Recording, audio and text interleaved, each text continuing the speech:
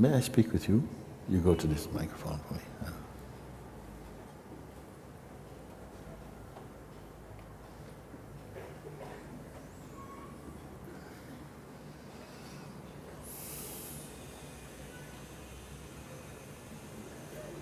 Namaste, Moojibaba. Namaste. Thank you. Baba, my question is,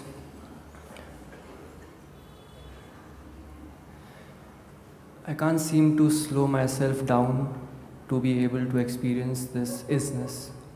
Yes. That we talk about. Yes.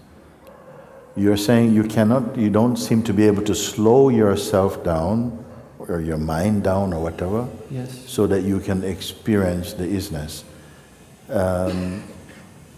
That is not necessary,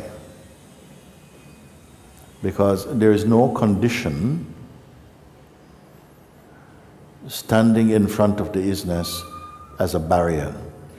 Isness meaning that which exists, that which alone exists timelessly, which cannot be affected by the play of the body-mind, or what you may call the Shakti of Maya. Nothing can affect it at all, okay? Now you say, I don't seem to be able to slow myself, you use the word self, I say slow my mind down sufficiently to experience and to confirm the isness. I say that is not needed. Even racy mind is also a phenomenon observed in you naturally. You don't have to go anywhere to know. Now the mind is very busy. Mind is busy, and now it says, wow, I must slow the mind down in order to really be aware of myself. That is also thought. It is also a thought that until my mind relaxes, I won't be able to focus on the isness or the self. I put it that that is not true. You are already that which observes the playfulness or the restlessness of mind or even body also. We only are clarifying now that you're watching that. The idea that that is necessary in order for you to be what you are, throw out that idea. Throw out this idea that you have to do something to be the isness. Even this idea of a you who need to do something to be the isness is also an idea. May I say like this? Even, you see, normally you will not hear this. We will come as much as saying, yes, if you can stop your mind, if you can control the breath, if you can do, then such and such will be the result. I'm pushing it a step further, and so please, if you can, understand what I'm saying. If I say you can control the breath, if you can slow down the mental activity, then you will discover the self. I put a condition on the self which is not natural for it. And I will also be reinforcing an idea that you are apart from the self, and you would need to do something to become the self. There was a time when myself also believed that, and it felt true. But now I see that is another idea, if believed in, will perpetuate the sense of separation from the self. If the self alone exists, where is the seeker coming from? In what dimension does the seeker exist as a reality to have to travel to meet the self, which is itself infinite? What happens is that we are so accustomed to our identity shaped in the mind that even though this may make some kind of sense to you, your dynamic perception feels more true as the position of the seeker that needs to accomplish something than of the self which is really what you are. So we will have to keep on speaking as though there is something to do, there's a gap to close, there's something to become. Because that is the language that the mind person will insist on using. Because to say, but you are the self, it will go, yes, I know. But it will not confirm, of course it is true. So it has to be proven. And this I hope that we can do together. The fact already is, no one can perfect the self. In fact, nobody can reach the self. This may seem an unusual pointer or teaching, because we are universally convinced that we are separate from the God self, from the pure consciousness, and we must do some work, some sadhana, to close the gap, if even to merge with that. So this is the common belief held by most beings for a while. I say for a while because we will move on from that. Any sincere seeker will come to a point when that will not be sufficient, it will not be satisfying, and a natural urge to go further will come like that. So again, the thought comes that I need to, my mind is too fast. It's just always, some tsunami is happening inside my head, and I just have to wait until that settles down, and then I can pick up my sadhana again to see if I can get to the self. But all of these together are thought. The trouble is, what I say you will not immediately accept, because it will not feel experientially true. The habit is to believe, yes, but I still help me to get to that, because you are convinced of your reality as the seeker and separated from your goal. You see? So I'm pushing the game up to that kind of intensity, because here you will get today's result.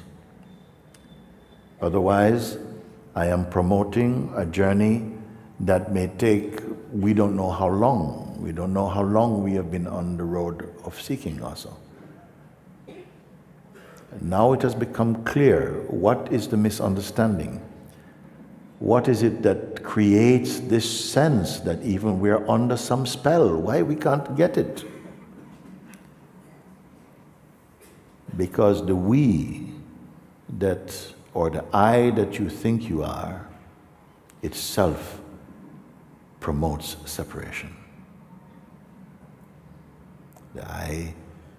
The self that you are is more real than you, your present idea of yourself. Any change is not going to take place in the pure self, but to the non-self or the false self. Not that we have an idea that the false self must grow towards the pure self. In another way of looking, you can say the false self must continue thinning away, disappearing, until when it finally disappears, all that's left is the real self. The real self has not made any journey at all. But I concede, whatever way we perceive it, the important thing is that something is changing. Either if you feel I'm getting closer and closer to the self, does it have value? Yes, it has experiential value. It means that whatever concepts we have been embracing that has become a kind of obstacle, they are thinning away, and you're experiencing more the pure, the vastness. All of this is becoming much more natural for you.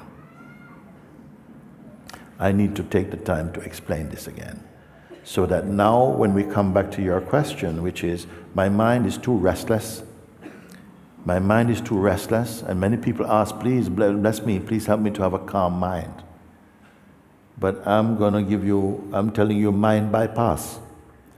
That the mind itself if you believe, yes, because my mind is like that, I'm distanced from the self, that thought has won over you. One thing, if I can take the risk of saying now, when we say the mind is blocking you from realizing the self, yes, I say the mind is your thought and your belief.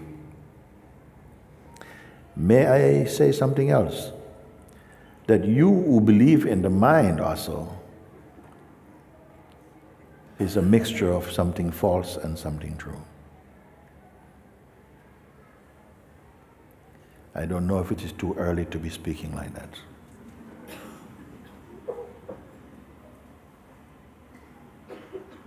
I say this because to say this brings a kind of ouch.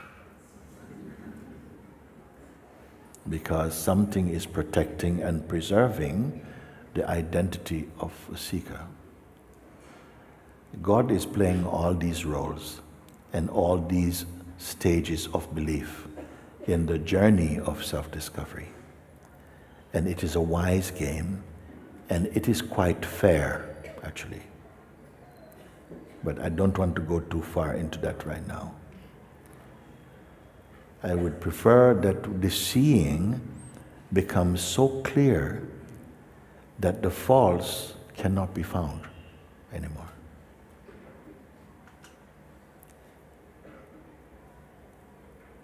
So back to you, my mind is too loud and seems to get in the way of my focus. But that is also seen. That is also seen. Suppose your entire body form was full of noise.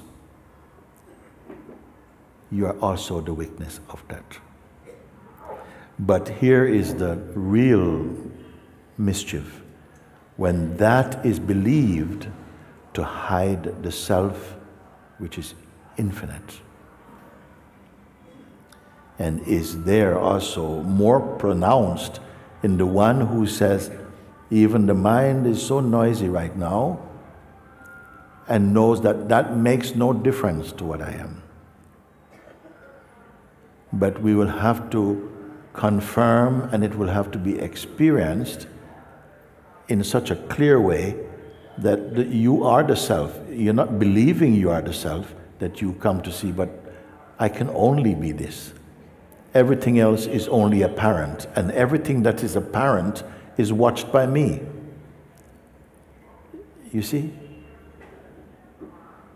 Yes, conceptually I see it, and I also sort of conceptually see that, okay, the act of observing my restless mind is also awareness. Yes. But the fact that physically and mentally my mind is racing so much, I cannot seem to find time out to even observe restlessness. The fact that the mind and the body is so restless is taken to be important. The belief that my mind is so restless right now that, I'm not able to go further, believed in, creates the sense of an obstacle. It is not true, but if it is believed in, it will become true for you experientially. That is how thoughts work. A thought without belief has no power. A thought with belief can start a war or heal a nation's pain even. Belief is the operational factor here. You see, we are believing what we are conceiving also. Meaning that now presently you're feeling, yes, my mind, if I just need to slow my mind down, and you may even take up a practice to slow your mind down so that you can continue your sadhana and your journey towards the self, which is all imagined. I am starting, you are the self. I don't expect that by saying that it will be enough for you, but I am going to state the fact from the beginning, and then I'm going to set about to prove it for you. Otherwise, we are searching in the dark for which concept and this thing and so on. My way is direct, and it will cut the journey short. Because the more we start to work with the mind will keep pushing up new concepts, new directions, and so on, and we are habituated to believe in these things, you see?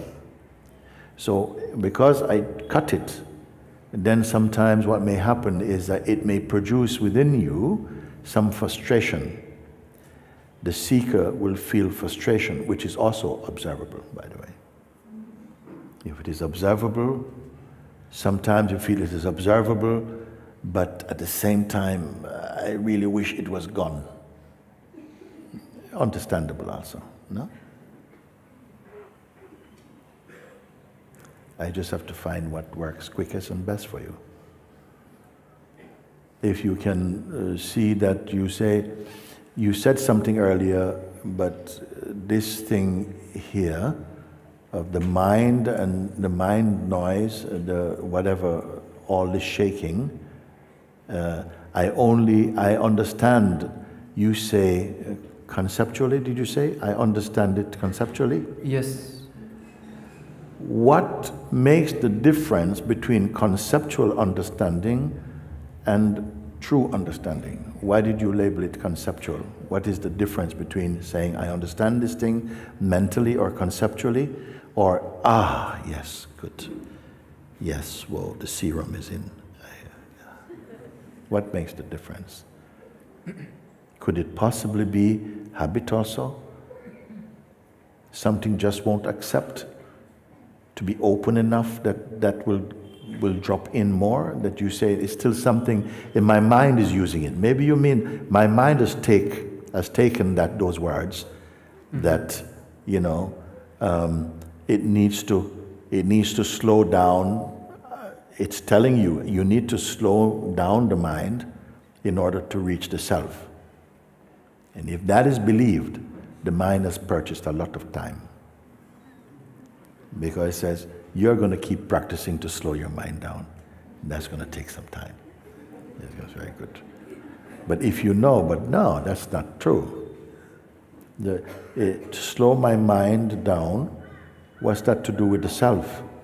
How far is the self from you? We can keep using concepts for a while until they combust into spiritual knowledge. They are useful up to some point, but not all the way home. Again, we use a point. My mind is too noisy. I say, see this as a thought right now. It's only a thought, okay? You notice that thought. The one who is even aware, if I say that's a thought, and recognize that that's a thought, if you say, but that's just a thought, then there should be more space in you again. Now, is that intellectual or is it experiential? It's experiential, and I've experienced this. Yes, but now. Not have, now. Now.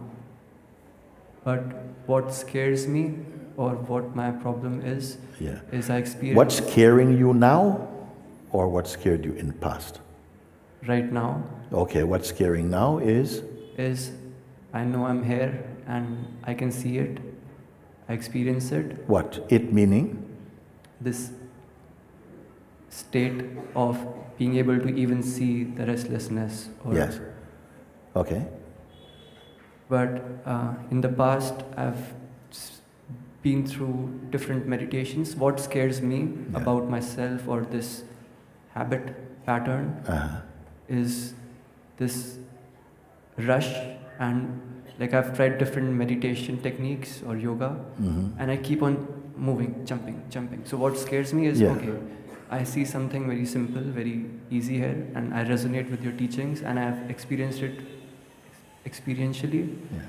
But I'm going to skip, like I'm going to move to something else. I don't want to move to something else. Yeah, whatever move to something else is also thought-based and observable.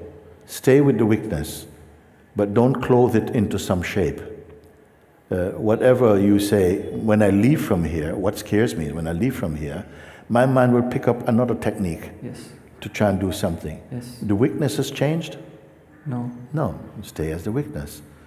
So gradually you see, I don't have to keep running after these things that the mind is throwing out. Look, look, I throw you bread now, now throw you biscuit, you know? You watch that, no? And by watching something, you are clear that the thing you're watching is what is moving, okay?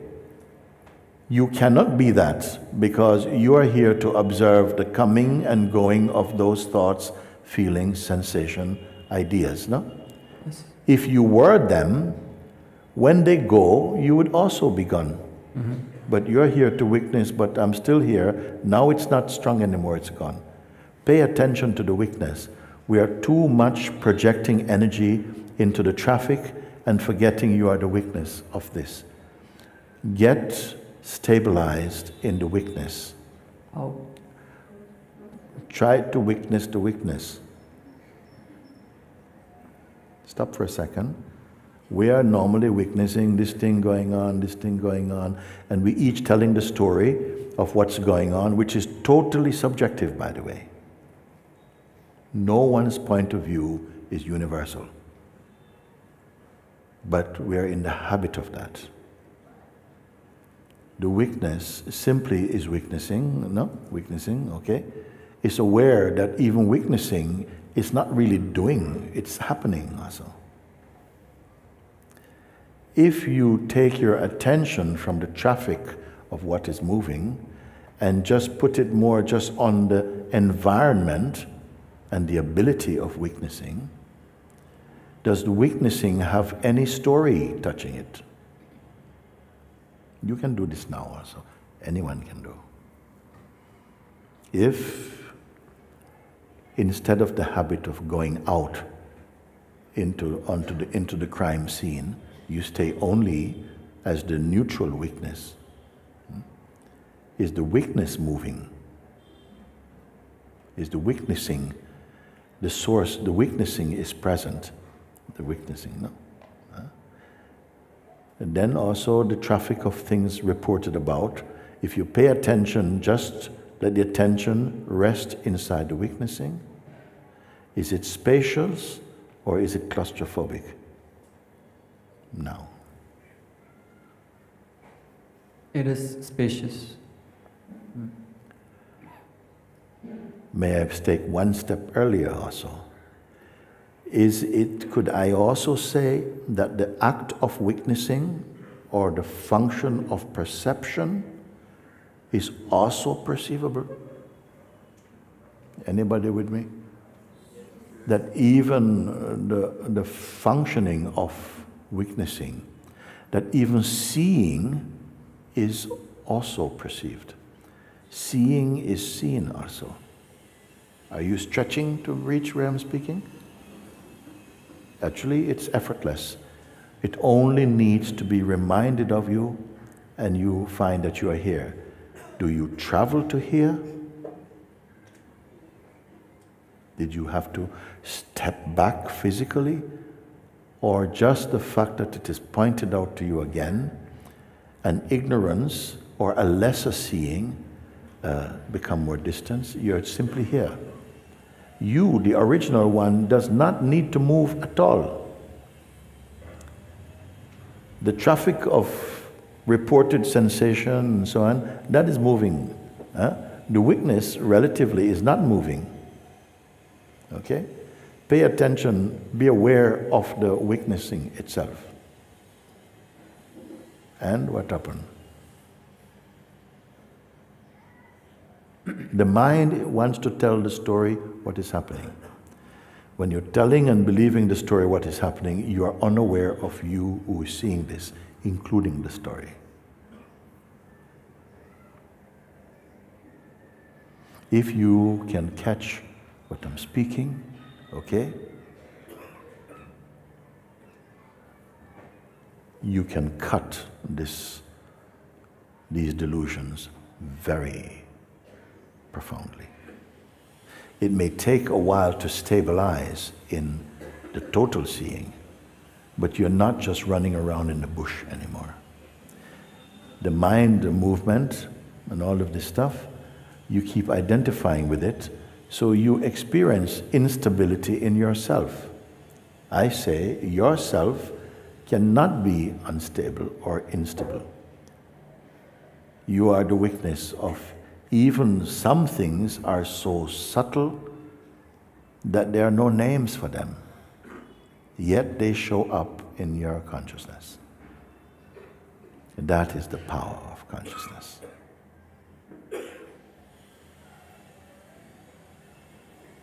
The more this is confirmed, the more grounded it becomes. The less you will find yourself pulled here and there by the mind flow. You will conquer it by not following the mind flow. That will be a development for you. You will experience more stableness in you, stability and peace and detachment. That is what equates to spiritual maturing or maturity. And these can happen very quickly also. But you need to catch it. Otherwise you'll be following the mind's version to stabilize, which it will only be pretending to help you.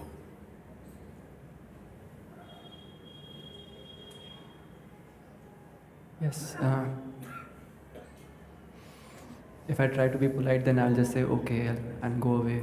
But when you say, okay, remind yourself, that you need to catch yourself. Say again? So when you say, okay, throughout the day, remind yourself that you're even witnessing, seeing, like seeing yourself seeing. Is an example. Let's not make it complicated. But I can't seem to stop to remind. You see, you put again that you must stop your mind. When you pay attention to yourself, your mind will stop. When you pay attention to your mind will gallop. When you pay attention to that which sees the mind will slow down. That's how it works. Oh, yes, now I see. Yeah? Yes. So we are watching the phenomena of mind activity. We have been accustomed to that. We have been conditioned. It's been a culture to pay attention to the movement of the elements, the senses, sense intention and goal, mind habit of fantasizing and projecting and so on. All of this is visible to you at a deeper level. I'm calling it a deeper level, but it's just right here. We're habituated to that. We speak to each other about things like this. But when you pay attention to that which is the perceiving power of all that appears in you, the whole thing slows down. Because there's no story. There's just a quality of beingness or isness. It's stable. As you taste that energetically, you already are attracted to it. Because instantly you are in a field of peace. You know it, it's natural to you. The more you pay attention to it, you're falling in love again to that which is stable in you. Because only here will you have lasting peace. Will you have natural conviction that you are not the traffic of comings and goings. Then you'll come to see every thought, every feeling, every idea, there's just like a cloud passing. You don't need to follow anything. You are like the sky, infinite and unbound. This must develop in you, that power. And it is natural, so therefore it should not take so much time also. Only the habit or the reflex to keep referencing yourself through the mind and body will seem to slow you down, seem to.